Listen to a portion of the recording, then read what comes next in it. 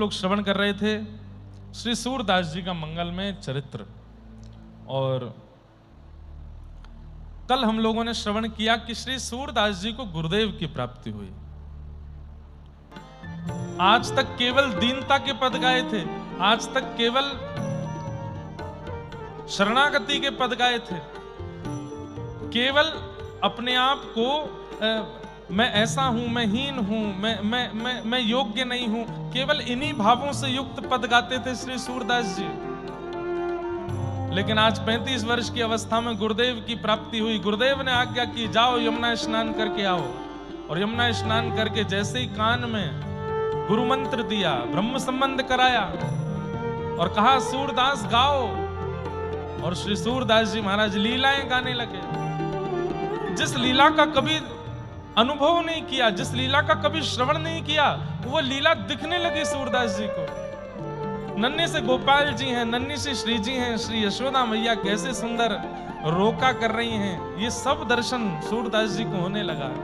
मानो सूरदास जी के नेत्र सजल हो गए, चरणों में प्रणाम करके यही बात कह रहे हैं, मुझे कहीं नहीं रहना, अब आप अपने साथ ही ले चलो। तो श्रीमद् वल्लभाचार्य महाप्रभु सूरदास जी को पहली बार लेकर के गोकुल आए और गोकुल में अपने सेवा के ठाकुर जी के दर्शन कराए। श्री नवनीत प्रियालाल जी आज भी विराजमान है नाथ द्वार में। एक हाथ में मक्खन है और एक हाथ में जो ये नीचे हाथ है लड्डू गोपाल जी के, जो हाथ में यहां पे ये तो मक्खन है, और जो नीचे हाथ है इसमें भी कुछ रखा रहता, वो क्या है?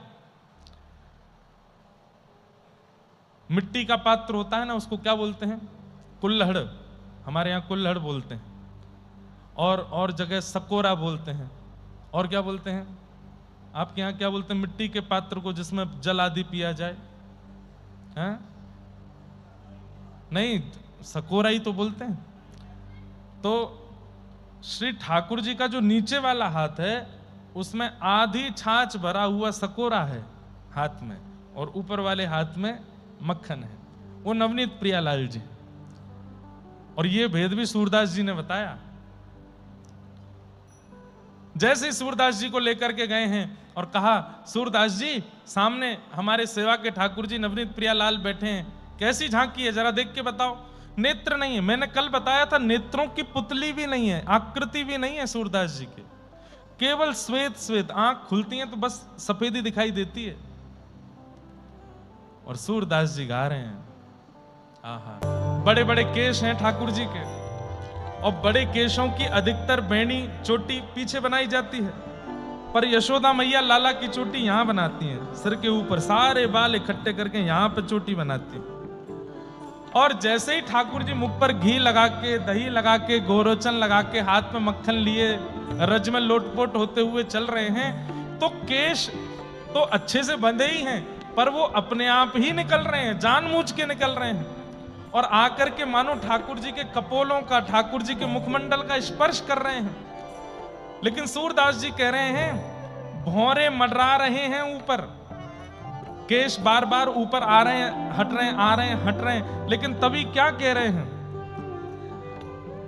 मत मधुपगण मादक मधु ही पिए। कभी कभी वो केश लहराता हुआ जब गाल पर लगे हुए दही से जाके चिपक जाता है तो ऐसा लग रहा है कि मानो एक भौरा उनमें से मादक हो गया है, एक भौरा उनमें से मत वाला हो गया है और जाकर के उस पुष्प पर बैठ गया है। अब खींचने पर भी, अब निकालने पर भी छोड़ नहीं रहा है पुष्प को, मानो वो केश यहीं अटक गया है गाल के ऊपर। छोटे से लाला, छोटे से कन्हैया अपने हाथ से जब हटाने का प्रयास करते हैं तो हाथ में लगा मक्खन और दही और ज्यादा मुख पे लग जाता है, और केश हट नहीं पाता, और ज्यादा आगे आगे आगे।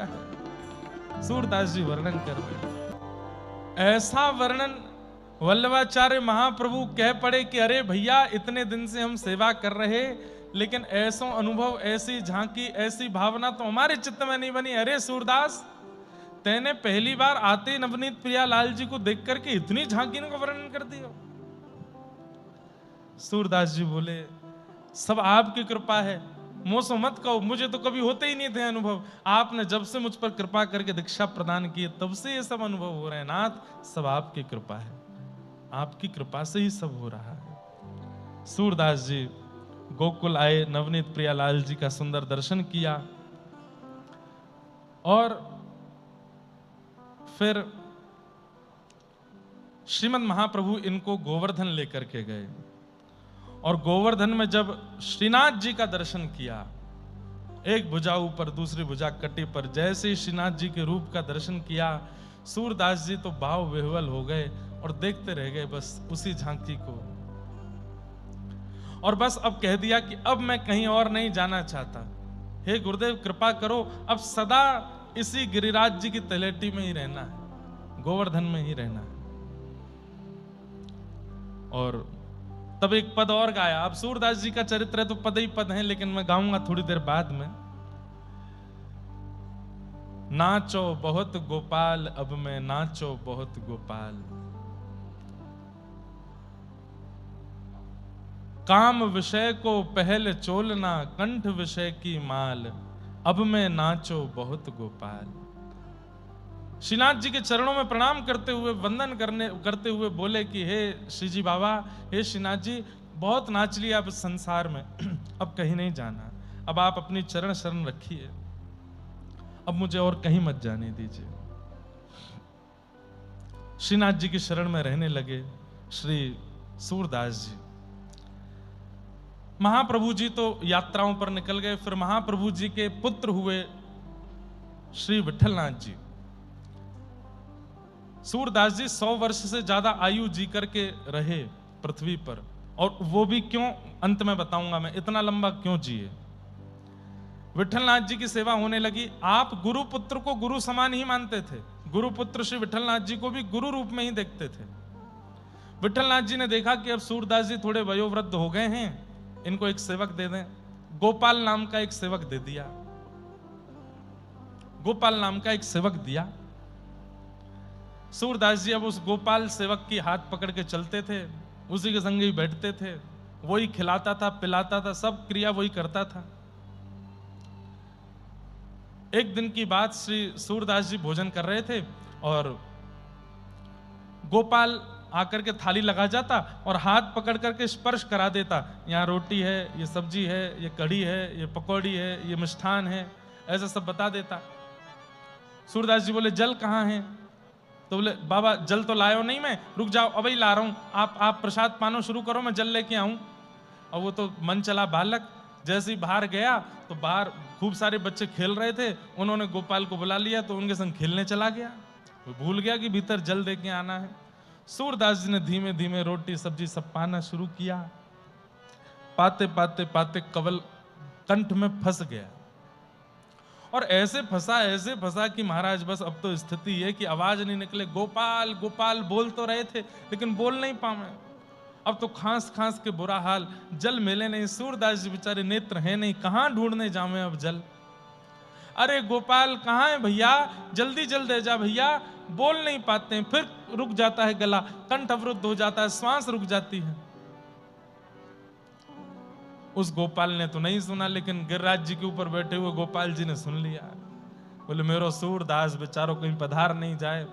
सो अपनी सोने की झारी लेकर के ठाकुर जी भागे, और ठाकुर जी भाग करके गए और सूरदास जी जिस चौकी पे बैठे थे वहां जाकर के अपनी झारी रखी और अचक से सूरदास जी का हाथ उठा के झारी पकड़ा दी। अब ऐसी स्थिति में व्यक्ति ये नहीं देखता किसने हाथ पकड़ा, अब वो भी नेत्रहीन। जल मिला, तुरंत लेकर के उसको पीने लगे, उसका पान करने लगे, कंठ की जो स्थिति उसको ठीक करने लगे। ठाकुर जी चले गए। गोपाल आया, बड़ा डरा डरा सहमा सहमा सा जल का पात्र लेकर 2 घंटा बाद आया। यहाँ तो सूरदास जी प्रसाद आदि पा करके प्रेम से हाथ वाथ पहुंच करके बैठे थे, चिंतन कर रहे थे ठाकुर जी का। इतने में गोपाल आयो, बाबा मुझको क्षमा कर दियो, नहीं विलम्ब है गयो मुझको आवे में, आपने जलपान कियो कि नहीं, लो जल ले लो। सूरदास जी बोले अरे का बोले लाला, अरे पी तो लियो जल, तेने पिवाए तो दियो मुझको। गोपाल बोलो मैंने नहीं पिवाया बाबा, मैंने तो कोई जल दियो ही नहीं, मैं तो पात्र लेके अभी आयो। अरे पात्र मेरो गले में कवल फंस गयो, तेने हाय के हाथ मेरो पकड़ायो तभी तो मैंने पियो। गोपाल ने पीछे मुड़ करके जब चौकी की ओर देखा तो सोने की झारी रखी है। सूरदास जी बोले हाँ अरे ये सोने की झारी यहां कहां से आई? अरे मैं सत्य बता रहा हूं, मैं तो बाहर खेलवे में लग गए हो, मैं जल पिलावे नहीं आयो, कौन आयो? सूरदास जी के तो नेत्र सजल हो गए। अरे भक्त वत्सल दीन दयाल गोपाल प्रभु, अरे मैं गोपाल गोपाल कह के गलो पकड़ के बैठो या मारे, अरे मुंह तो पतो चल गए सोने की झारी है। बोले हाँ। नेत्र सजल, बोला मुकु दे जल्दी, झारी लेकर के शीश से लगा में, फिर सुगंध ले में, वहां में से सुंदर पेश सुगंध आ रही है। बोले अरे ये तो श्री जी बाबा की है, चल भैया लाठी लेके चल ऊपर गिरिराज जी पे, गुसाई जी को दे के आ जाए वापस। झारी मांझ मूझ करके लेकर के गए, रोते जा रहे हैं रास्ते भर। कितने कृपालु हैं नाथ, कितनी कृपा करते हैं, कितना अनुग्रह करते हैं। ऊपर पहुंच गए। गुसाई जी जी जैसे ही झारी दिखाई, बोले अरे ये तो श्री जी बाबा की झारी है। सूरदास जी आपके पास कैसे है? झारी मतलब जल पीने का पात्र। आपने गिरधर लाल जी के पास भी झारी जी दर्शन किए होंगे, उसमें ऐसे एक स्रोत निकला रहता है जलपान का।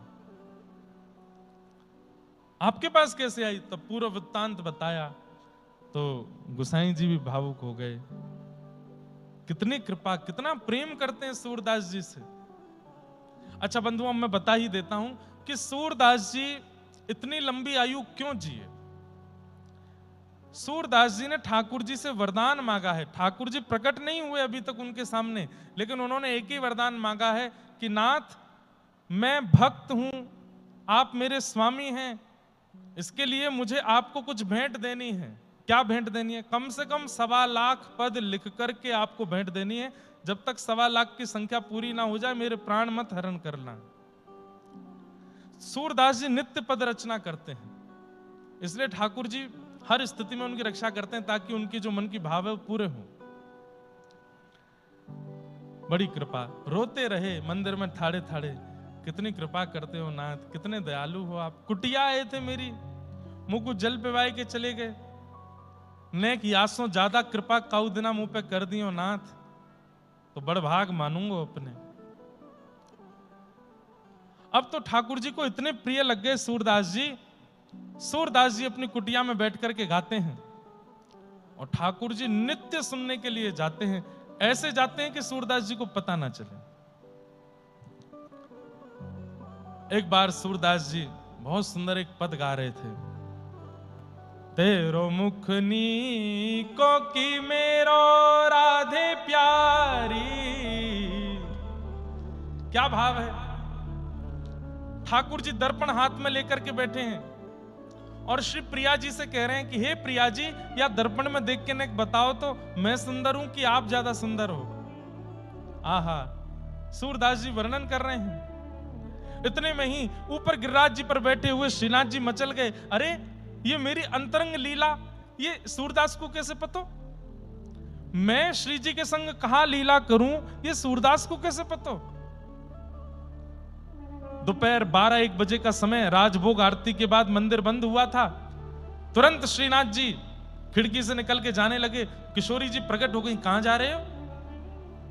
ठाकुर जी बोले कहीं नहीं, बस यहीं जा रहा हूं पास में। वो सांची बताओ कहां जा रहे हो? अरे एक अपने सखा के पास जा रहा हूं। अकेले जा रहे हो? और मैंने देखो तुम रोज दोपहर में चले जाओ 12-1 बजे। गुसाई जी से शिकायत करूंगी तुम्हारी, रोज चले जा। मैं अरे नहीं, गुसाई जी तो कछु मत कही हो। एक शर्त पे। बोले का मोए भी लेके चलो। नहीं नहीं नहीं, आप मत चलो। क्यों? अरे श्यामाजू, आप बहुत निर्मल हृदय की हैं, आप बहुत दयावंत स्वभाव वाली हैं, बहुत जल्दी कृपा करुणा करने लगे। और इतनी जल्दी करुणा करनी नहीं है, इतनी जल्दी कृपा करनी नहीं है, मैं अपने आप देख लूंगा, आप यहीं रहो। तो ठीक है आप जाओ, मैं गुसाई जी से कह दूंगी कि आप तो कपाट बंद करके जामे, तुम्हारो लाड़ लो खिड़की में तो भाग जाए। ठाकुर जी कलिकाल में बंधुओं अपने अर्चक से डरते हैं। डरते हैं मतलब इसका सेंस यह है कि इतना प्रेम करते हैं कि उसके आज्ञा के बिना कुछ नहीं करते। हम अपने सेवा के ठाकुर जी को बाहर ले जाना चाहें तो ही वो जाएंगे, उनकी इच्छा हो जाए तो नहीं जाएंगे। हम अपने सेवा के ठाकुर जी को आम पवाना चाहें तो मेरी इच्छा होगी तो ही ठाकुर जी पाएंगे, नहीं तो नहीं पाएंगे। मैं अपने ठाकुर जी को नीले वस्त्र, हरे वस्त्र, जो मैं चाहूं वही पहनेंगे, अपनी इच्छा से नहीं पहनेंगे। इसलिए कलिकाल में बंधुओं, कम से कम ठाकुर जी जितना प्रेम आपको देते हैं उतना उनको दो। वो स्वेच्छा से कुछ नहीं करते, सब आपकी इच्छा से करेंगे। ऐसे ही आप भी उनकी इच्छा से रहना शुरू करो। तो कलयुग में अर्चक जो है उसके अधीन रहते हैं ठाकुर जी। वो पीला पहनाएगा तो पहनेंगे, वो कड़ी खिलाएगा तो खाएंगे, वो रसगुल्ला खिलाएगा तो खाएंगे, अपनी इच्छा से कुछ नहीं करते। श्रीनाथ जी कहने लगे, हे श्री जी, मैं खिड़की से लांग के कहीं जा रहा हूं, आप गोसाई जी को ये मत बताइए। मुंह को उनते डर लगे। श्री जी बोली, मुंह को संग लेके चलो। बोले एक शर्त पे। बोले क्या? आप बिल्कुल मौन जाओगी और मौन आओगी, कुछ नहीं बोलोगी रास्ते में। बोले कुछ नहीं बोलूंगी, चलो। और ठाकुर जी किशोरी जी को लेकर के सूरदास जी की कुटिया पहुंचे। चुपचाप बैठ करके सूरदास जी एक पद गा रहे थे और धीमे से खिड़की खोल करके धीमे से ठाकुर जी और श्री जी को लेके भीतर आए और एक कोने में आकर के बैठ गए।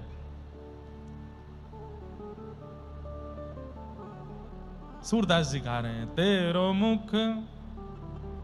मुख नीको की मेरो श्यामा प्यारी, तेरो मुख नीको की मेरो श्यामा प्यारी, दर्पण हाथ लिए नंद नंदन, दर्पण हाथ लिए नंदन, सांच कहो वृषभानु दुलारी, सांच कहो वृषभानु दुलारी। ठाकुर जी दर्पण लेकर के पूछ रहे हैं, हे प्रियाजू, ने क्यों तो बताओ, मैं सुंदर लग रहा हूं कि आप सुंदर लग रही हो?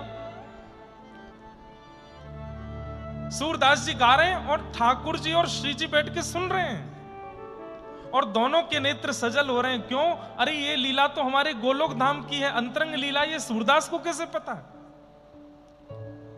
ठाकुर जी दर्पण दिखा रहे हैं और श्री जी मुंह बना करके कह रही हैं, हमसे कहो खुद ही क्यों ना देखो, हमसे कहो खुद ही क्यों ना देखो, हम गोरी तुम श्याम बिहारी, हम गोरी तुम श्याम बिहारी, मेरो मुख जैसे चंद उजियारो, मेरो मुख जैसे उजियारो। हमसे कह रहे हो कि देख के बताओ कौन ज्यादा सुंदर लग रहा है? ये कोई देख के बतावे वाली बात है? अरे शीशा में स्पष्ट है रहे हो है, हम गोरी हैं और तुम सांवरे हो। अरे तो वो तो मुंह को भी पता है कि मैं सांवरा हूं, नेक तो बताए दो कैसा लग रहा हूं। ज्यादा ही सुनने की इच्छा है रही है तो सुनो। बोले क्या?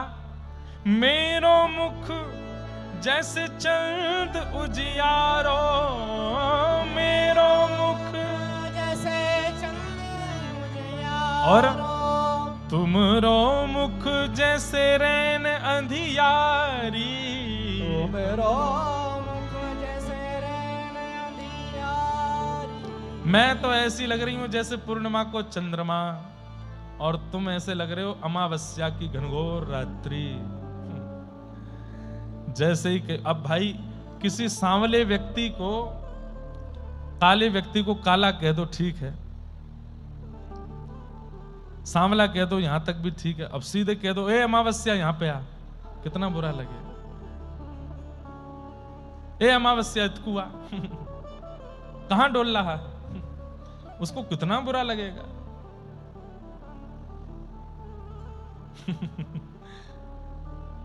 ठाकुर जी तो इतना बुरा मान गए, शीशा वीशा छोड़ के मुंह फुला के बैठ गए।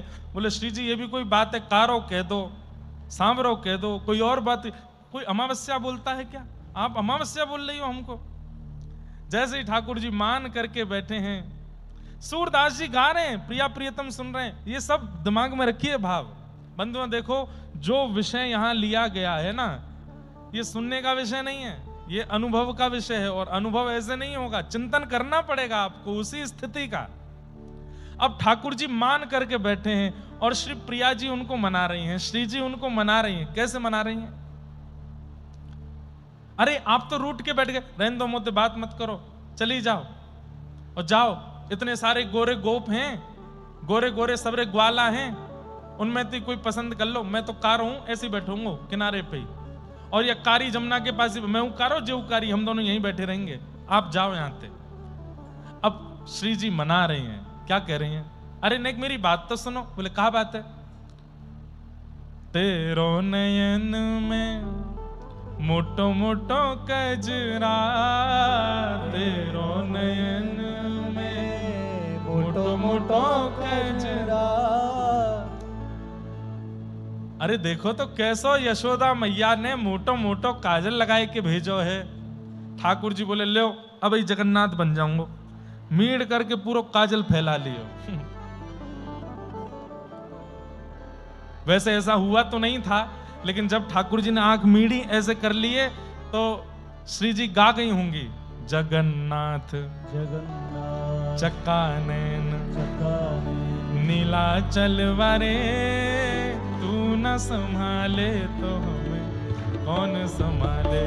हो बस पद चल रहा है, वहीं चलो, ये तो मैंने ऐसे जोड़ दिया अपनी तरफ से। ठाकुर जी बोले मोटो मोटो काजल लो, फैला लियो मैंने, और कारो है गो में। अब बताओ। अरे श्याम सुंदर आप इतना ज्यादा मान कर रहे हो, मैं तो एक बात बता रही हूं, सुनो तो। तुमरो नयन में मोटो मोटो कजरा, तेरो नयन में मोटो मोटो कजरा, हमरे नयन में तुम बनवारी, हमरे नयन में तुम बनवारी। हे श्याम सुंदर नेक मेरी आंखन में देख के बताइयो काजल लगायो मैंने?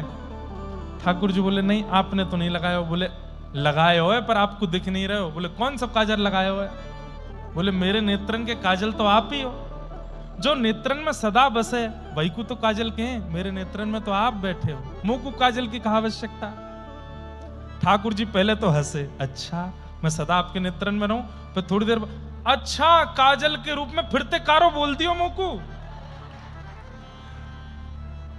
श्री जी बोली नहीं नहीं नहीं ऐसी बात नहीं, आप इतना बुरा नहीं मानो। तुम तो नख पे गिरिवर धारो, नख पे गिरिवर धारो। आपने नख पे गिरिराज जी धारण किए, पर आपसे ज्यादा बलशाली मैं हूं। क्यों? हम उर्धार रहे गिरधारी, हम उर्धार रहे गिरधारी। श्री जी बोली आपने तो नख पे गिरिराज जी उठाए, पर गिरिराज जी उठाए भय श्याम सुंदर को गिरिराज सहित हमने अपने चित्त में धारण कियो है ना आपसे ज्यादा बलशाली हम। हमारे चित्त में आप हो, मेरे नेत्रों में आप हो, मेरे सब जगह आप ही हो श्याम सुंदर, ऐसे बुरा मत मानो। इतने में ठाकुर जी ने मान छोड़ दियो, रूठनो छोड़ दियो, और श्री प्रिया जी और ठाकुर जी दोनों ने एक दूसरे को आलिंगन कियो। सूरदास जी कुटिया में बैठे बैठे गा रहे हैं, सूरदास या छवि की शोभा, सूरदास या छवि की शोभा। इन नैनन सो तरत नटारी, इन नैनन सो तरत नटारी। यहां सूरदास जी गा रहे हैं और इतने में ही ठाकुर जी को सिसकियों की आवाज आने लगी। ठाकुर जी बोले ये सिसकी कौन ले रहे हो? देखी तो बगल में श्री जी खूब जोर जोर से नेत्रन से आंसू गिर रहे हैं और कह रहे हैं मोकू इनको नेत्र देने, अभी कृपा करूंगी इन पे। ठाकुर जी बोले नहीं करना, मैंने आपसे कही ना, बोलोगी नहीं कुछ करना। अरे वो सूरदास है, वो नेत्र नहीं है, तभी तो इतना बड़ा भक्त है। नेत्र मिल जाएंगे तो वहां के रस खत्म हो जाएगा, वहां को भाव खत्म हो जाएगा। इसका मतलब क्या है? किसी को ठाकुर जी ने कुछ वियोग दिया है, इसका मतलब उस वियोग से ही उसका निर्माण होगा। मत दो श्री जी। श्री जी बोली चाहे नेत्र नहीं दूं, एक बार या को स्पर्श तो करूंगी, कछु तो कृपा करूंगी। ठाकुर जी बोले तुम्हारे पाम पूजूं, हाथ जोड़ूं, मत करो ऐसा। अरे बाबा है पकड़ लेगो। लेकिन इनको तो लग रहा था कि सूरदास जी को पता नहीं चल रहा है, पर सूरदास जी के नेत्र नहीं है, कान तो हैं। आज सुबह सुबह मंगला दर्शन करने गए थे सूरदास जी, और उस समय जो इत्र की सुगंधी ली थी वही इत्र की सुगंधी पूरी कुटिया में आ रही है। वो तो तभी समझ गए थे कि दोनों आगे बैठ गए हैं। अब सूरदास जी बोले ये तो कृपा करेंगे नहीं, मुझे ही करवानी पड़ेगी। और सूरदास जी बिल्कुल अनजाने से ही बने, लाठी उठाई अपनी और लेकर के चलते चलते खिड़की खोली और दरवाजा खोल के बाहर निकले। श्री जी बोली, अरे बाबा कहीं गिर जाएगो, अरे देखियो कैसे चल रहा है, अरे ये कहीं गिर जाएगो। अरे वो सूरदास है, वहां की उम्र ना देख रही, 70 साल को है गयो, अभी तक सब चलनो फिरनो सब आदमी सब पता हो गली मोहल्ला कौन से हैं। प्रिया जी बोली, मैं तो आज पहली बार मिली हूं, मैं ऐसे नहीं, मैं इनको एक सहारो दे दूं। ठाकुर जी बोले, कोई आवश्यकता नहीं है श्री जी, जल्दी चलो, मंदिर खुलवे वारो है, दर्शन देनो है। अच्छा एक दूर तक देखन दो, ये कहां जाएंगे। सूरदास जी जानबूझ करके उस रास्ते पर गए जहां आगे गड्ढा गहरा सूखा कुआ था। बोले यहां गिरूंगो, इनके सामने गिरूंगो, ठाकुर जी तो नहीं उठाएंगे, लेकिन आज श्री जी आई हैं, वो उठाए बिन मानेंगी नहीं, और आज उठाएंगी तो बस जीवन भर के लिए उठ जाऊंगा मैं। और सूरदास जी ऐसे चलते जा रहे हैं, और चलते चलते चलते आगे जैसे कुआं आया, श्री जी बोली, अरे कुआं गिर जाएगा। इतने में तो सूरदास जी गिर गए। अब तो श्री जी बोली, मैं मंदिर नहीं जाऊंगी, जब तक इनको बाहर नहीं निकाल लेंगे मैं नहीं जाऊंगी। ठाकुर जी बोले, चलो।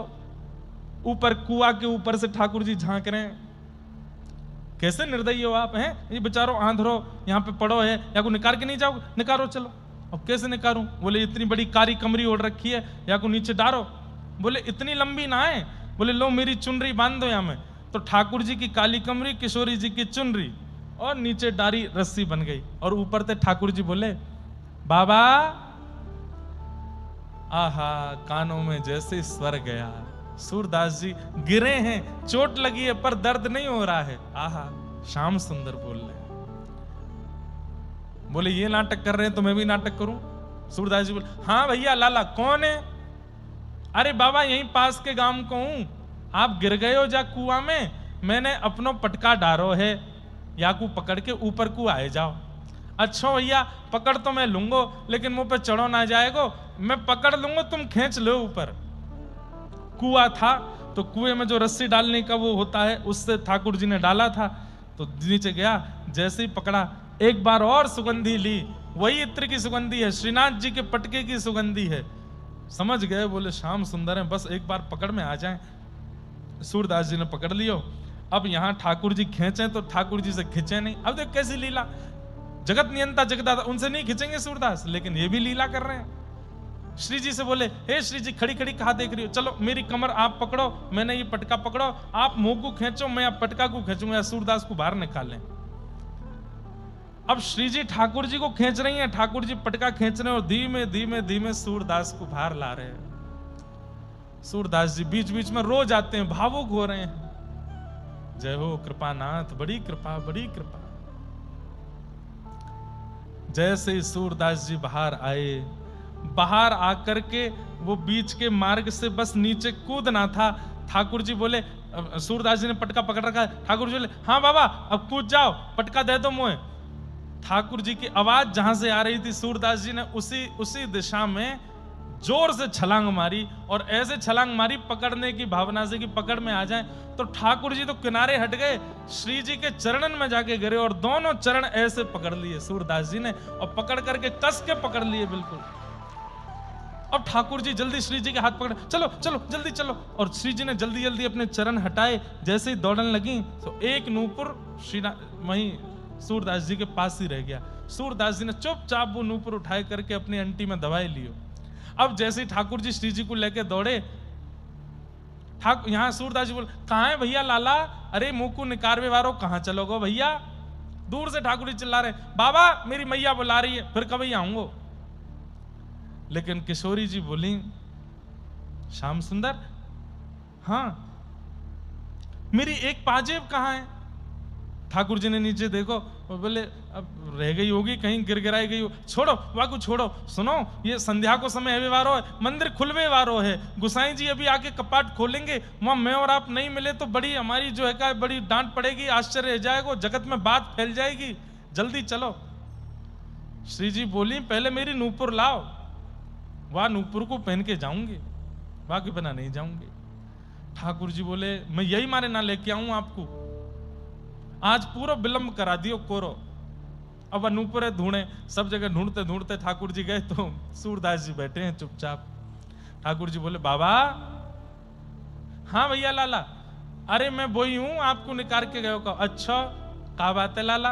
बोले मेरी सहेली आई संग में, वह सहेली को एक नूपुर गिर गए, आपने देखो? अरे लाला मैं तो सूरदास हूं, नेत्र ही ना है मेरे, मैं कहां से देख सकूं? बाबा ए बताए तो तुम्हारे ने कछु नजर में पड़ो? तो बोले नजर है ही ना लाला, कहां से पड़ेगो? ठाकुर जी ने तभी देखा तो अंटी में से थोड़ा सा नूपुर निकल रहा था। बोले बाबा ये तुम्हारी अंटी में लगो तो है, यही तो है नूपुर? अच्छा ये? बोले हाँ, ये तो अभी मुंह को जो निकारवे आए उनकी सखी को है। तो बोले बाबा मैं वही तो हूं। बोले मैं कैसे मानूं तुम वही हो? अभी मैं तुम्हें दे दूं और फिर बाकी बात फिर कोई छोरा आयो आके बोलो मैंने तुम निकारे मेरी सखी को नूपुर गिर को दो, मैं तो कहूंगा कि मैं तो दे दियो। बोले अरे तुमने कोई और को दे दियो, वो तो मेरी सखी को है, मैं कैसे जानूं कि तुम्हारी सखी है? कैसे जानोगे? बोले एक नूपुर तुम्हारे पास है, एक नूपुर मेरे पास है, एक की पहचान करा दो, दूसरा ले जाओ। वह सखी को लेके आओ और बातें कहो, अपना एक नूपुर की पहचान मुंह को करा दे, मैं दूसरा दे दूंगा। किशोरी जी गई। बाबा दूर से सुन लो नूपुर की आवाज और आवाज से आवाज मिला लो। सूरदास जी बोले मेरे कान कमजोर हैं, आके स्पर्श करा दो, स्पर्श कर लूंगा तो पता कर लूंगा यही है, पहना दूंगा। किशोरी जी गई और जैसे ही जाए करके अपने पैर को स्पर्श करायो, सूरदास जी ने दूसरे पैर में नूपुर पहनाना शुरू किया। ठाकुर जी कान में बोले नूपुर पहनते ही भाग लियो, ये बाबा पकड़ लेगो। श्री जी बोली हाँ ठीक है। जैसे ही नूपुर पहनाया, श्री जी जैसे ही दौड़ने लगी, सूरदास जी ने फिर से दोनों चरण पकड़ लिए। बोले आज नहीं छोड़ूंगा, बिल्कुल नहीं छोड़ूंगा। अरे लाला तू को जावे की जल्दी, तू चलो जा, श्री जी को नहीं छोड़ूंगा। अरे बाबा इनको तो छोड़ना पड़ेगा। बोले एक शर्त पे छोड़ूंगा। बोले कैसे? मुंह को दर्शन दो दोनों, आज मुंह को प्रत्यक्ष दर्शन दो तो ही जान दूंगा, नहीं तो नहीं जान दूंगा। ठाकुर जी और श्री जी दोनों सामने थाड़े हैं। सूरदास जी के नेत्रों पर भगवान ने हाथ फेर दिए। सूरदास दर्शन करो। और जैसे ही सूरदास जी ने आज इतने वर्षों के पश्चात पहली बार नेत्र खोले, और पहली बार नेत्र खोलते ही श्याम वर्ण श्री मुरली मनोहर, गौर वर्ण श्री राधिका रानी दोनों युगल सरकार सामने खड़े हैं और प्रेम पुलकित नेत्रों से श्री सूरदास जी उनका मधुर दर्शन कर रहे हैं। बोलो भक्त वत्सल भगवान की